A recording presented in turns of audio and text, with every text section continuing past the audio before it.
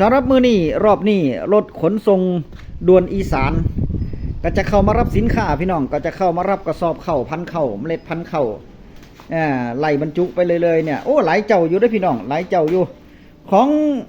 แม่สมจิตเนาะแม่นบ่แม่สมจิตบุราชนัยเนี่ยกะส่งรอบนี้เด้อพี่น้องเด้อเข้าเพิ่นหลายสอบเด้อ3 สอบหรือ4 สอบฮะ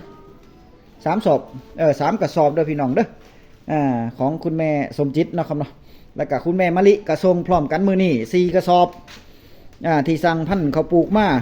นอกนั้นก็จะเป็นในส่วนของคุณวนารักษ์ก็จะทรงมือนี่ของพอเด่นชัยนี่ทรงมือนี่เด้อเพราะว่ารถขนส่งเมื่อวานบ่มาฮับเอาบ่เนี่ยเมื่อวานเพิ่นบ่มาฮับนะครับเนาะแล้วก็ของ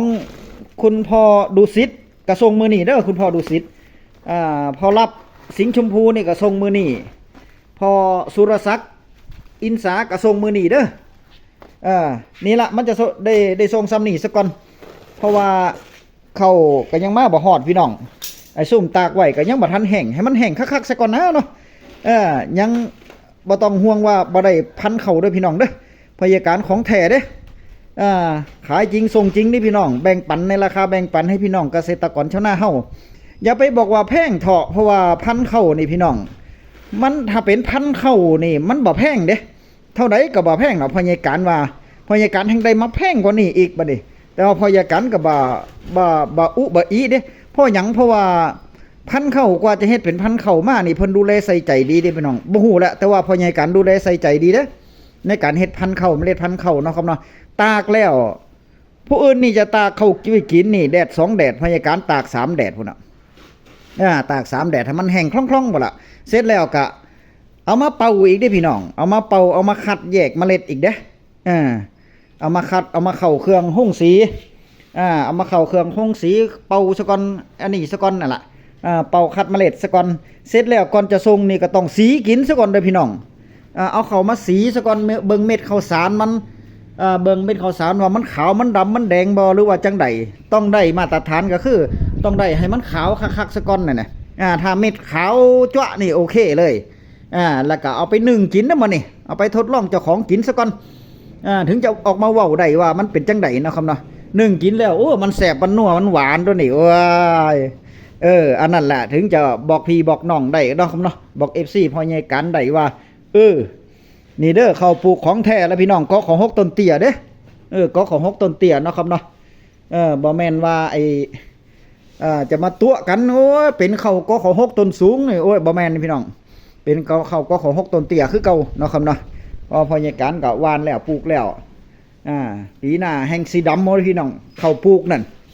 ปีหน้าแห่งสีดำโมเนาะครับเนาะแต่ว่าเทคนิคนี้กันไปเฮ็ดนาหวานเด้อพยาการจะบอกเคล็ดลับให้นาหวานสำหรับเข้าก็ของ6 ต้นเตี้ยเด้อพี่น้องเด้อหวานทีจักหน่อยนึงหวานทีจักหน่อยแล้วก็ตันเขามันเกิดมาแล้วก็ตันน้ำเสร็จแล้วเลี้ยงปุ๋ยให้ปุ๋ยเพียงพอตรงตามความต้องการของดินตรงตามความต้องการของต้นข้าวเด้อพี่น้องเด้อแต่ละช่วงวันเวลาปุ้ยไล่นึงก็ตันตัน2เด้อพี่น้องมันได้บ่น้อยเด้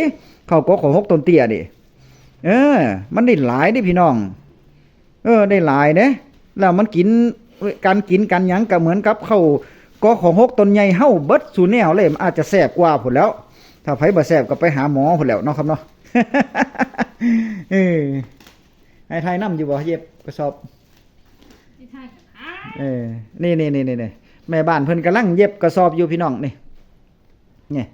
กำลังเย็บกระสอบอยู่ของพยาการยังบ่ทันได้ซื้อเครื่องแพ็คเครื่องหยังเนาะเพราะว่าเข้านี่พยาการแบ่งปันให้กับ FC หรือว่าผู้ที่สนใจต้องการปลูกเนาะครับเนาะยังบ่ทันได้เป็นแบบประกอบแบบอาชีพแบบอีหยังธุรกิจเนาะครับเนาะบ่แม่นส่งออกแน่บ่แม่นส่งออกส่งปีกนี่นะเพียงแต่พยาการเฮ็ดส่งให้กับร้านค้าหรือว่าร้านค้าในชุมชนหรือว่าร้านค้าของที่เพิ่นเอาไปเป็นคัดไปเป็นเมล็ดพันธุ์ข้าวน่ะอันนั้นเพิ่นซื้อหลายพี่น้องเป็นตันๆเลยมีเท่าไหร่เพิ่นเอาเบิดอันนั้นน่ะแต่อันนี้พยาการก็เลยแบ่งปันมาให้แน่ๆนี่ก็เลยใส่วิธีเย็บแบบนี้เด้อมันกันโอเคมันกันแน่นหนาอยู่ดอกพี่น้องนี่นี่มันกันแน่นหนาอยู่ดอกย่ามเฮาสิเฮ็ดนาวันเวลาเฮาจะวันเข้าหรือว่าดำเข้า ดำหน้าเขาก็ค่อยแกะออกเด้อนี่เอาไว้แบบนี้ละเขามันแห้งอยู่แล้วนะครับเนาะขออย่าให้มันโดนความชื้นแค่นั้นเนี่ยเวลาเขาเอาไปเป็นข้าวปลูกข้าวหยังก็หากระสอบมาห้องไว้แค่นี้นะครับเนาะแต่พยาการปลูกกระเบื้องเป็นโกดังเป็นโกดังเก็บเข้าปลูกกระเบื้องเรียบร้อยเป็นมาตรฐานเลยนะครับเนาะมาตรฐานเลยเนี่ยให้เป็นมาตรฐานเลยมีช่องระบายลมพร้อมทางพูนตอนแรกพยาการว่าจะใส่พัดลมระบายอากาศอยู่แต่ทีนี้มันยังเฮ็ดบ่แล้วพี่น้องพัดลมก็ซื้อมาเลยเด้2 โตพุ่นยังเฮ็ดบ่แล้วนะครับนะประตูก็ยังบ่ทันได้ใส่เบิ่งติละนี่ปีนี้ละจะใส่แน่ใครสนใจยังพอมีแบ่งปันได้พี่น้องเด้อแต่ว่ามีบ่หลายแล้วล่ะรับได้อีกประมาณสัก5 สอบ 6 สอบนี่ล่ะพี่น้องถ้าใครสนใจก็โทรเฝ้าสั่งแจ้งโทรมาเด้อก่อนที่พยาการจะส่งให้กับหลานเพิ่นเนาะครับเนาะพอแบ่งปันได้อยู่แต่ว่าถ้าเข้าพยาการเกี่ยวนาป่าแล้วเรียบร้อยแล้วก็พยาการก็จะบ่ยุ่งแล้วได้นะก็คือส่งออกเบิดแล้วเนาะครับเนาะที่เหลือก็ให้หลานเมาเลยที่เหลือก็ให้หลานเมาเลยยังสนใจก็ติดต่อเบอร์โทรพยาการได้เด้อ0652719722พี่น้องกข6ต้นแต่ต้นเตี้ยเข้ากข6ต้นเตี้ยของแท้ได้พี่น้องของแท้นะครับนะบ่แม่นมาตัวมาหยังกันของแท้ต้นเตี้ยรวมล่วงแล้วความสูงกับประมาณซ้ำเอวนี่แหละนะครับนะซ้ำต้นขาซ้ำเอวนี่แหละบ่ฮอดเอิกเด้เพราะถ้าเอิกนี่มันเป็นพุ่นเข้ากข6ต้นสูงอันนี้กข6ต้นเตี้ยเข้าบ่มีลมพี่น้องบ่มีลมจะลมปานใดน้ำหลายปานใดบ่มีลมเลยยืนต้นเชเลแข็งแรงพี่น้องต้านทานโรคดีกินแสบกินนัวพร้อมเวลาเฮานึ่งกินเฮ็ดไว้กินพี่น้องสมควรเดี๋ยวเจ้าตัวนี้ไปนะครับเนาะพอเฮ็ดไว้กินนี่เม็ดเข้านี่เข้าปลูกพี่น้องเม็ดเข้าเม็ดใหญ่ด้วยนี่เม็ดงามพี่น้องเม็ดงามอยู่อันนี้ของแม่มะลิว่าจะแพ็คให้แม่มะลินี่พี่น้องในส่วนของที่ผู้ที่สั่งจองมาพยาการยังบ่ทันได้ติดต่อไปก็ติดต่อมาก็ได้เด้อมันมี 2-3 รายพี่น้องพยาการติดต่อบ่ได้เพราะว่าเบอร์โทรที่เพิ่นให้มานี่มันติดต่อบ่ได้มันจักมันเป็นอีหยังพี่น้องจักเป็นอีหยังเพราะว่าอีกคนนึงเพิ่นก็บอกว่าบอกเบอร์โทรมาผิดแน่ๆโทรไปแล้วเบอร์ที่ท่านเรียกอยู่ไม่สามารถใช้บริการได้ยังบ่ฮู้ปิดบริการพี่น้องจังใดก็ติดต่อมาเด้อถ้าพยาการยังบ่ทันได้ส่งแต่ว่าก็เก็บเข้าไว้ให้อยู่พี่น้องบ่ต้องว่าบ่ได้นะครับเนาะแต่ว่าเพียงแต่ว่าจะได้ซ่ากว่าหมู่จักหน่อยเพราะว่ามันติดต่อบ่ได้เนาะถ้าติดต่อได้นี่พยาการส่งให้เบิดบ่ต้องห่วงคลิปหน้าพบกันใหม่คลิปนี้สวัสดีครับสวัสดีครับพี่น้อง FC พยาการเนาะแจ้งเข้าปลูกกข6ต้นเตี้ยเด้อพี่น้องเด้อส่งเพิ่มเติมจากเมื่อวานเนาะครับเนาะเมื่อวานนี่30 ไร่30 กระสอบพุ่นละโอ้ย30 ไร่นี่บ่แม่น30 กระสอบเด้อหลายกระสอบอยู่พี่น้องหลายกระสอบอยู่เนาะครับเนาะแต่ว่าตอนนี้อันนี้ก็ยังส่งบ่ทันพี่น้องของพ่อสุรศักดิ์เด้อพี่น้องเด้อรถจะเข้ามารับมื้อนี้กับพ่อรับสิงห์ชมพูน่ะเข้ามารับมื้อนี้เด้อพี่น้องเด้อแล้วก็ของคุณแม่น้ำทิพย์เนาะครับเนาะคุณแม่น้ำทิพย์เพิ่นก็จะเข้ามารับมื้อนี้คือกันแล้วก็ของพ่อเด่นชัยพ่อเด่นชัยเข้ามารับมื้อนี้เด้อเมื่อวานนี่เย็บบ่แล้วเย็บปากกระสอบบ่แล้วเนาะครับเนาะลักษณะกระสอบก็จะเป็นแบบนี้เด้อพี่น้องเด้อนี่มันก็เขียนชื่อว่าผู้ทรงพ่อใหญ่การเนี่ยแต่ว่าอีก2 กระสอบก็ยังบ่ทันได้ลงชื่อเนาะครับเนาะมื้อนี้ก็ส่งซุ่มนี่ซะก่อนพี่น้องเพราะว่าเข้ามันเก็บกู้บ่ทันเมื่อวานนี่ฝนตกเบิดมื้ออู้ยเป็นตาหน่ายซุ่มที่เหลือก็รอกันเด้อพี่น้องเด้อให้เขามันแห้งสนิทซะก่อนแล้วก็มื้อนี้เพิ่นจะมาเกี่ยวอีกถุงนึงก็ขาดว่าอีก 3-4 มื้อพุ่นล่ะจะได้ส่งเนาะครับเนาะแต่ว่าส่งเบิดบ่ต้องย้านเลยเนาะบ่ต้องย้านเลยเข้ากข6ต้นเตี้ยเนี่ยบ่ต้องย้านเลยถ้าสั่งกับพยาการของแท้พี่น้องของแท้กข6ต้นเตี้ยของแท้เนาะครับเนาะแล้วก็กินแซ่บกินนัวก็สีให้เบิ่งแล้วกินก็กินให้เบิ่งแล้วเนาะครับเนาะของแท้คือกันก็รอซะก่อนเด้อเดี๋ยวพยาการจะให้เบิ่งบรรยากาศเมื่อวานฝนตกนะลบหลีกกู้เข้าไปมาอุ้ยเป็นตาหน่าย2 มื้อติดกันมื้อนี้พึ่งแดดพี่น้องมื้อนี้แดดออกอยู่อันนี้เข้าพี่น้องไทยบ้านเพิ่นพี่น้องตากคุกตากก่อนบ่ก็บ่มีฝนก็ตกซุมื้อ5 มื้อแล้ว ได้หามือแล้วตั้งแต่เอา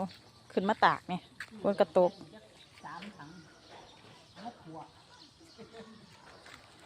ออกหากออกนอเลย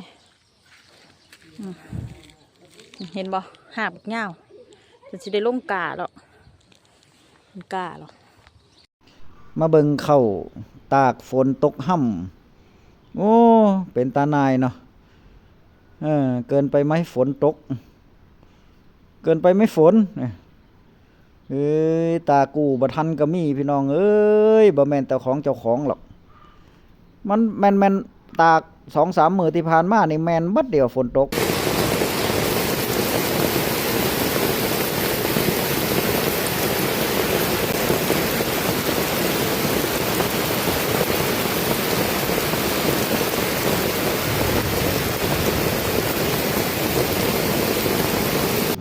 อันนี้พยาการสีให้เบิ่งพี่น้องสีให้เบิ่งมือนี่นะครับมือนี่มือวันที่19พฤศจิกายนเนี่ย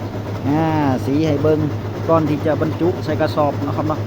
ก็คือว่าสีนี่ก็คือว่าเบิ่งว่ามะเข้ามันแห้งบ่แล้วก็มีสิ่งเจือปนบ่แล้วก็คัดเข้าขาวแล้วมันงามบ่เนี่ยอันนี้แหละพี่น้อง